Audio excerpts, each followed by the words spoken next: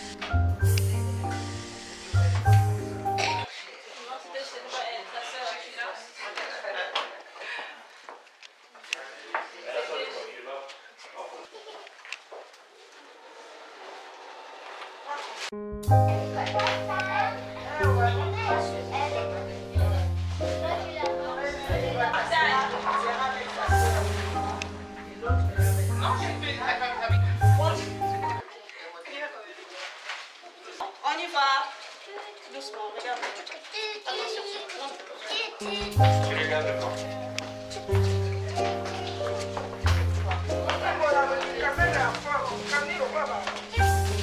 On y va doucement, regardez devant, il y a les marches.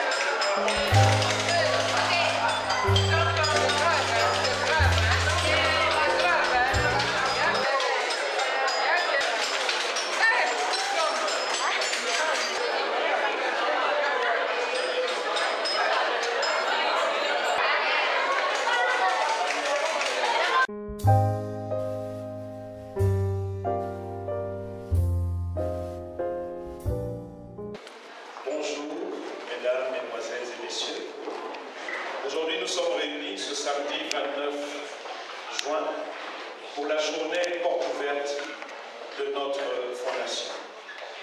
En quoi consiste-t-elle? Tout au long des différentes présentations que vous allez voir, vous comprendrez en quoi consiste la journée porte ouverte. Alors, pour commencer, je vais d'abord demander au responsable, monsieur le directeur, afin qu'il puisse venir nous présenter en quoi consiste cette journée. Monsieur le directeur. Bonjour à tout le monde. Comme agréé modérateur, nous allons pouvoir procéder à l'adoption des circonstances pour vous présenter la Fondation Languio Show, au sein de laquelle se déroule cette journée porte ouverte. Mesdames et messieurs, chers invités, mesdames directrices de crèche, madame représentante de la Ligue Braille, chers invités, nous vous souhaitons la bienvenue au sein de notre institution. J'ai cité la Fondation Languio Show. C'est véritablement un privilège pour nous que de vous compter parmi nous à l'occasion de cette journée porte ouverte. L'objectif premier de cette journée est de faire connaître notre ASBL au grand public, mais surtout l'occasion de mettre en exergue les formations dispensées à son sein. La Fondation Languio Show est une institution chrétienne internationale, non confessionnelle, non gouvernementale, apolitique, d'utilité publique et sans but lucratif. Elle a été créée le 10 mars 1990 à Kinshasa, en RDC. Elle a pour but la réalisation des actions spirituelles, éducatives, sociales et humanitaires ayant pour base la morale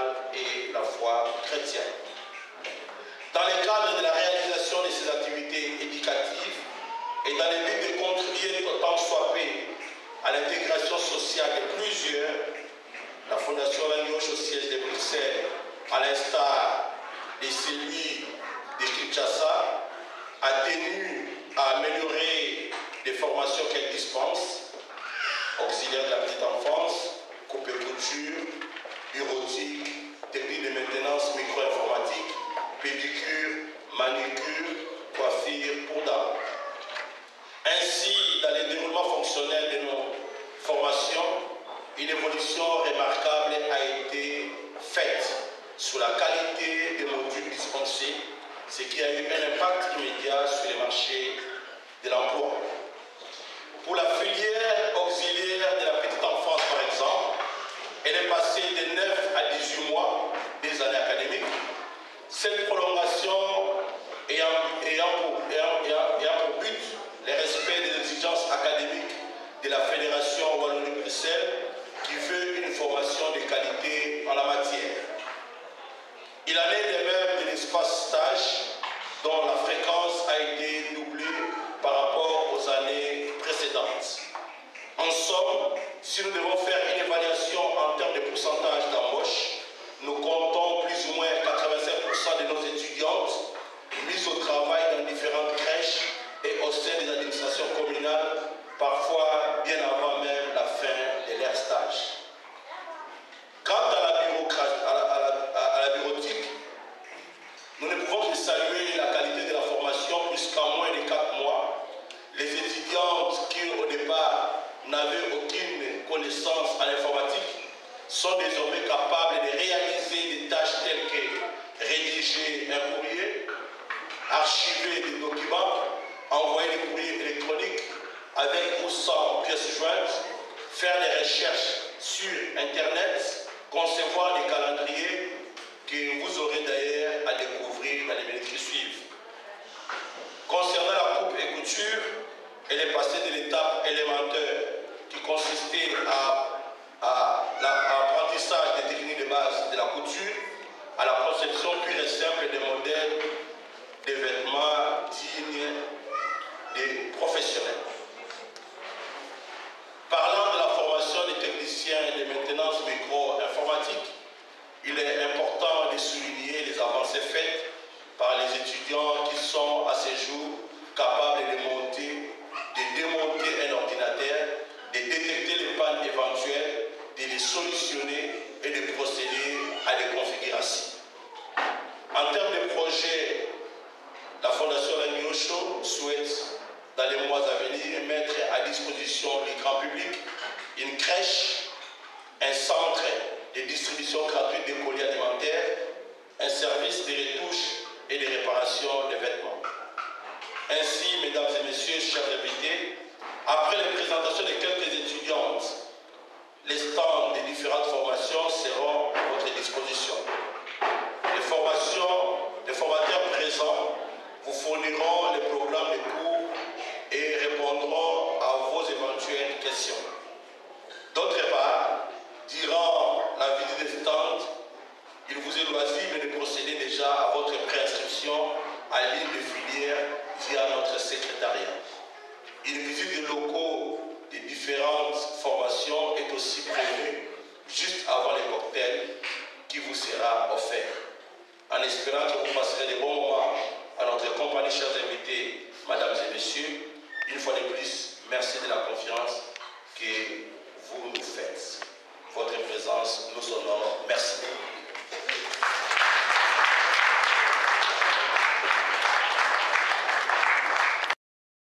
De quelques réalisations faites par les étudiantes des filières, et nous allons commencer par la filière coupe et couture. Nous appelons donc la filière coupe et couture. Commençons par l'étudiante Rite Esther. La robe qu'elle a mise, c'est elle-même qui a fait.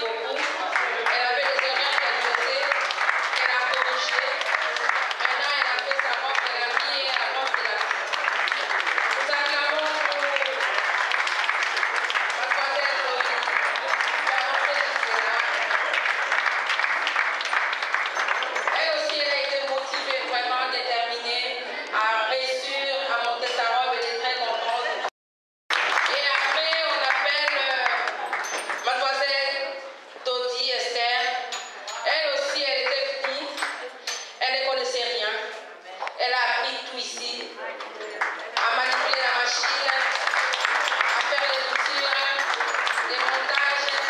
Elle a fait que la vie, c'est elle-même qui a fait. Elle a fait la robe de la petite. Elle était déterminée elle aussi. Elle est belle. Waouh!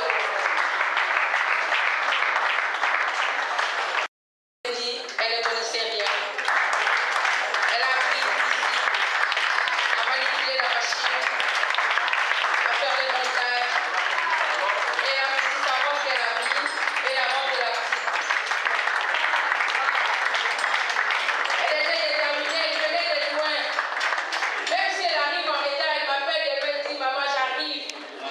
Et voilà, comme elle était déterminée, elle a réussi, elle a fait sa belle robe, sa belle robe.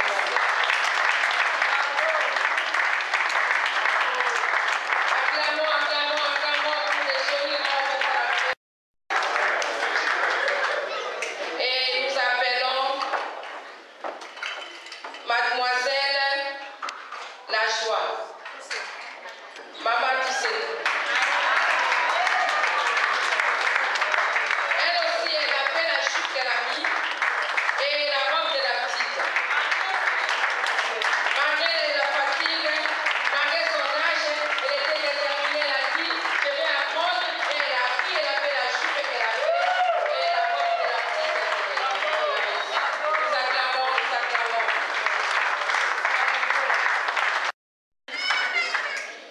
Elle était de l'ancienne promotion, de la promotion de la fois passée, mais elle n'avait pas terminé son ensemble.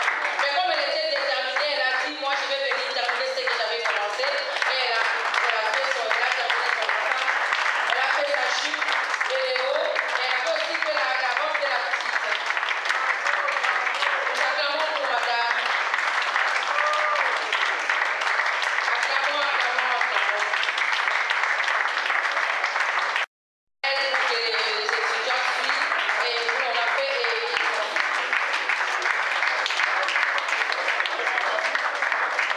acclamons pour les petites. C'est joli les robes, c'est joli la jupe. Et celle que la professeure Ruth a fait, c'est elle-même qui a fait aussi.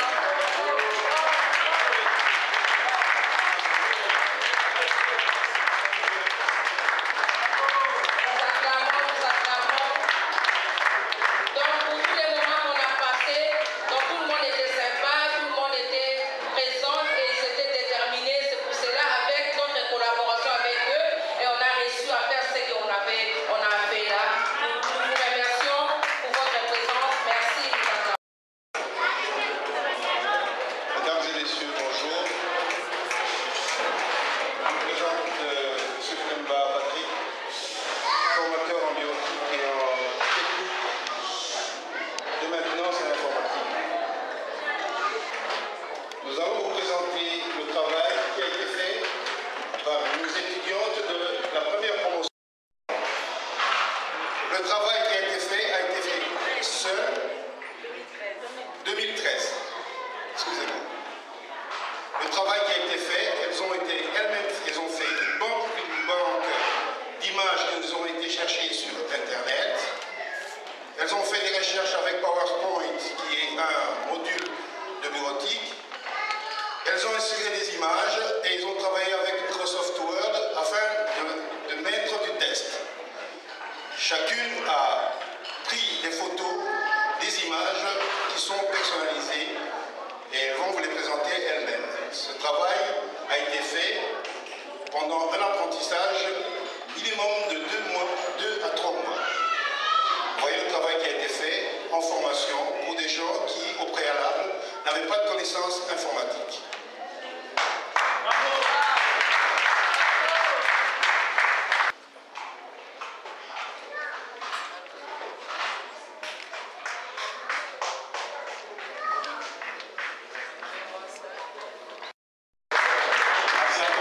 Acclamons pour les réalisations de nos étudiantes, pour tous ceux qui ont besoin d'apprendre.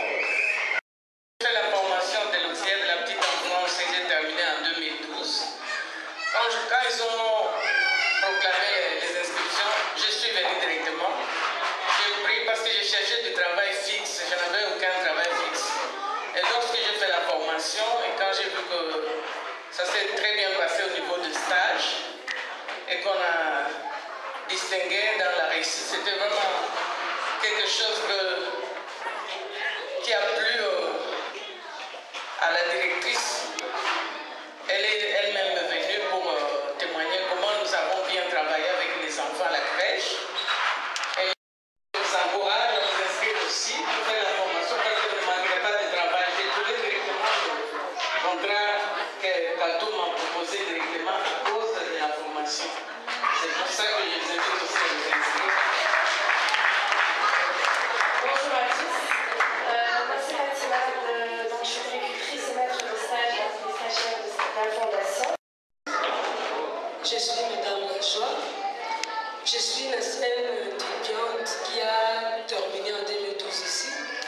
J'avais au départ une bonne base, mais je voulais quand même travailler avec les enfants. Quand il y a eu ma formation, je me suis dit bien que j'habite loin, je vais venir voir. Je ne m'attendais pas au fait. Je croyais que c'était une formation pour les enfants, comment laver les enfants, comment donner à manger, mais c'était autre chose. Quand j'ai fini ma formation, j'avais eu quand même... Bon, le stage était bien passé. C'est ce qui me motivait au fait. Quand j'avais terminé, je me suis présentée, je lui ai dit voilà, les Néerlandais, comment tu vas faire? Je les ai dit, il n'y a pas de problème, vous allez me comprendre. Je sais quand même m'expliquer. Si vous voulez, je peux faire encore des stages. Malgré les stages que j'ai fait ici à Bruxelles, ils m'ont demandé si je veux bien refaire encore mes stages. J'ai accepté de faire mes stages.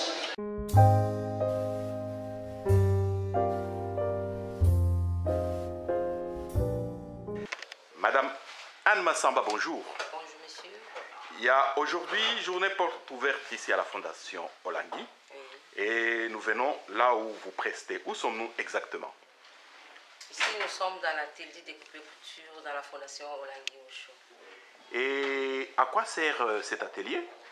Cet atelier sert à la formation des étudiantes, des élèves, des personnes qui ont besoin d'apprendre la couture.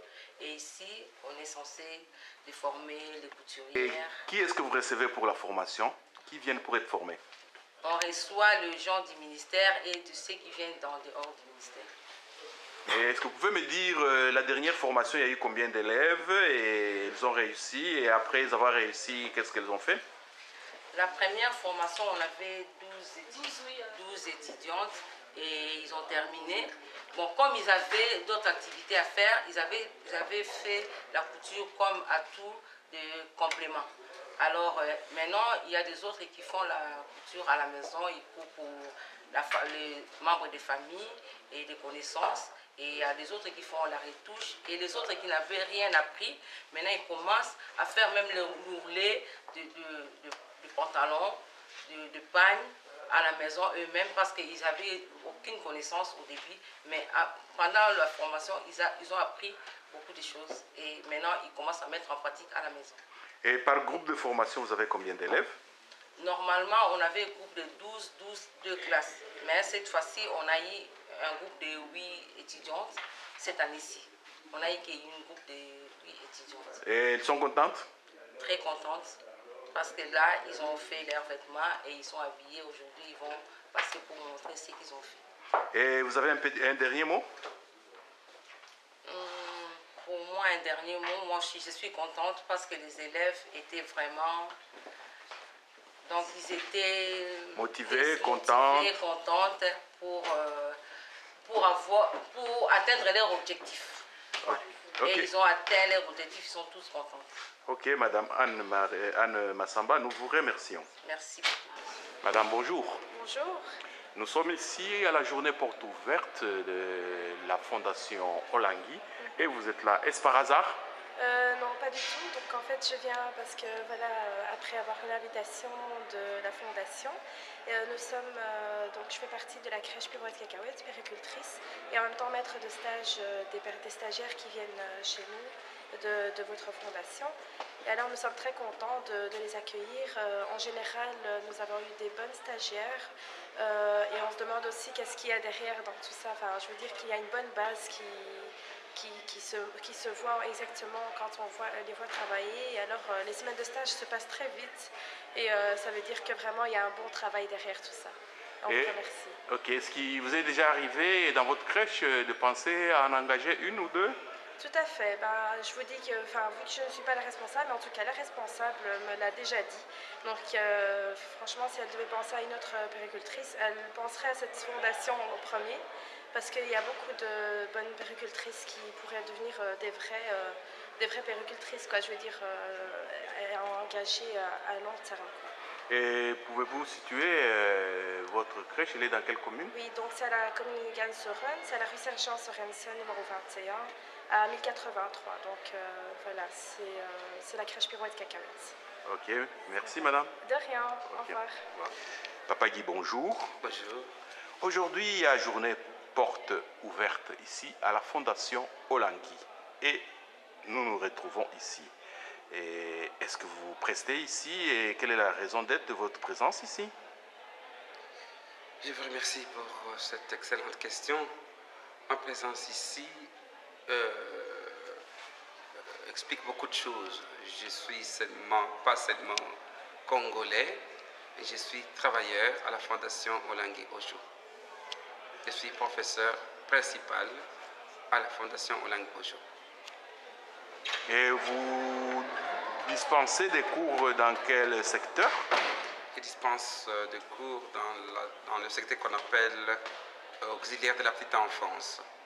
Donc nous formons des auxiliaires de la petite enfance qui sont censés travailler avec des enfants de 0 à 6 ans. Et concrètement, qu'est-ce que vous leur apprenez? J'ai ici avec moi, c'est vrai que c'est du braille, j'ai un programme de cours avec moi. Je donne ici à peu près une dizaine de cours parce que je suis le professeur principal. Le premier module s'intitule Psychologie générale. Dans les cours de psychologie générale, on voit plus des pères fondateurs de la psychologie contemporaine, c'est-à-dire Freud, Jean Piaget, Henri Wallon, Vygotsky, Erikson.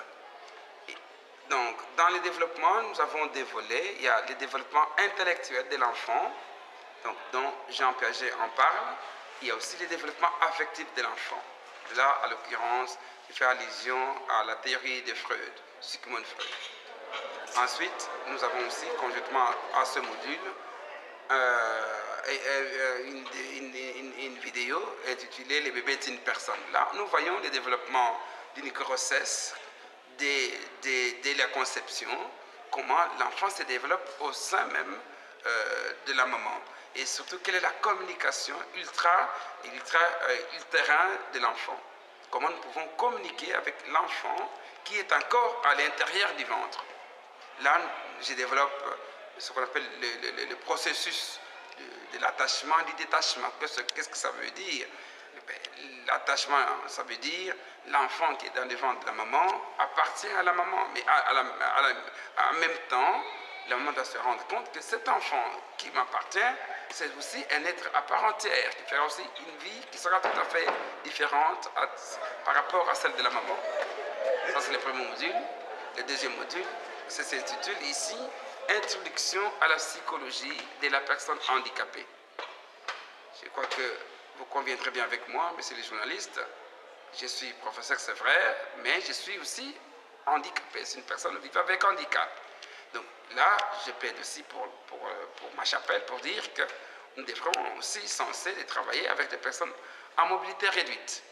Donc là, les auxiliaires sont aussi, doivent être aussi formés pour savoir comment, dans un cas ou l'autre, on peut trouver un enfant dans une crèche et dans ce cas-là, quelle est la méthodologie ou la psychologie qu'il faut mettre en place pour que tout se passe bien avec l'enfant en mobilité réduite, bien entendu, au sein de la crèche. Ensuite, nous avons encore un module intitulé Psychologie sociale. Donc, dans le module Psychologie sociale, on voit l'étude des stéréotypes, des préjugés, des comportements et des attitudes. Ensuite, dans ce même module, il y a la catégorisation sociale. Comment passer d'une classe sociale à l'autre. Et enfin, l'étude de Simon Binet et d'Alfred Binet, qui parle des quotients intellectuels. C'est le troisième module. le modèle qui suit, c'est la psychologie des adolescents. Beaucoup de gens qui veulent travailler avec des jeunes ne connaissent pas des jeunes. Ce n'est pas parce qu'on a des enfants qui sont adolescents qu'on les connaît nécessairement. Je crois qu'il y a toute une théorie, il y a toute une formation qui doit savoir. Parce qu'un adolescent vit ce qu'on appelle les conflits ultra-psychiques. C'est-à-dire, il y a d'abord les corps qui changent et les jeunes ou l'adolescent qui a envie qu'il soit considéré comme un adulte déjà. Mais dites-vous bien que d'après la théorie de François Dolto, François Dolto dit que l'adolescent, c'est comme le principe d'Omar. Un homard, c'est un crustacé qui vit dans l'eau, mais l'homard change de carapace. Donc, l'adolescent passe d'une étape à l'autre. D'où cet adolescent a besoin d'un encadrement matériel, psychologique et social. Ok, monsieur Guy, nous vous remercions et bonne continuation dans votre profession. Merci beaucoup.